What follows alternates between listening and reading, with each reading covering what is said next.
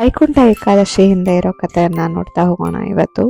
ಮುರ ಅನ್ನೋ ಅಸುರ ದೇವತೆಗಳಿಗೆ ತುಂಬಾ ತೊಂದರೆಯನ್ನ ಕೊಡ್ತಾರೆ. ದೇವತೆಗಳೆಲ್ಲ ಹೋಗಿ ವಿಷ್ಣುವಿನ ಮೊರೆ ಹೋದಾಗ ವಿಷ್ಣುವು ಯುದ್ಧಕ್ಕೆ ಅಂತ ನಿಂತ್ಕೋತಾರೆ. ಎಷ್ಟು ಯುದ್ಧ ಮಾಡಿದ್ರೂ ಅಸುರನ ಸೋಲ್ಸೋದಕ್ಕಾಗಲ್ಲ.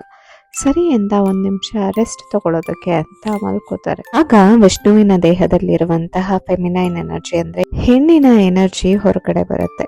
ಅದು ಏಕಾದಶಿ ಅನ್ನೋ ಹೆಸರಲ್ಲಿ ಬರುತ್ತೆ. ಈ ಎನರ್ಜಿ ಅನ್ನ ಹಸುರನ್ನ ಸಂಹಾರ ಮಾಡುತ್ತಾರೆ. ವಿಷ್ಣುವು ಎಚ್ಚೆತ್ಕೊಂಡು ಯಾರು ಇವರು ಅಂತ ನೋಡಿ ಗಮನಿಸಿದಾಗ ತನ್ನ ದೇಹದ ಒಂದು ಅಂಶವೇ ಆಗಿರುವ ಏಕಾದಶಿ ಅಸುರನನ್ನ ಸಂಹಾರ ಮಾಡಿದ್ದು ಅನ್ನೋದು ಗೊತ್ತಾಗುತ್ತೆ. ಸರಿ, ನಿನ್ಗೆ ಏನು ಬರಬೇಕು ಅಂತ ಕೇಳಿದಾಗ ಈ ಏಕಾದಶಿಯ ದಿನ ಯಾರು ನನ್ನನ್ನ ನಿನ್ನ ಜೊತೆ ಸ್ಮರಿಸಿಕೊಳ್ತಾರೋ ಅವರಿಗೆಲ್ರಿಗೂ ಮೋಕ್ಷವನ್ನ ಕೊಡು ಅಂತ ಹೇಳ್ತಾರೆ. ಹಾಗಾಗಿ ಏಕಾದಶಿ ದಿನ ವಿಷ್ಣುವಿನ ಸ್ಮರಣೆಯನ್ನ ಮಾಡಿದ್ರೆ ತುಂಬಾನೇ ಒಳ್ಳೆಯದು. ಈ ವೈಕುಂಠ ಏಕಾದಶಿಯ ದಿನಾನು ಕೂಡ ವಿಷ್ಣುವಿನ ಸ್ಮರಣೆ ಮಾಡಿದ್ರೆ ತುಂಬಾನೇ ಒಳ್ಳೆಯದು.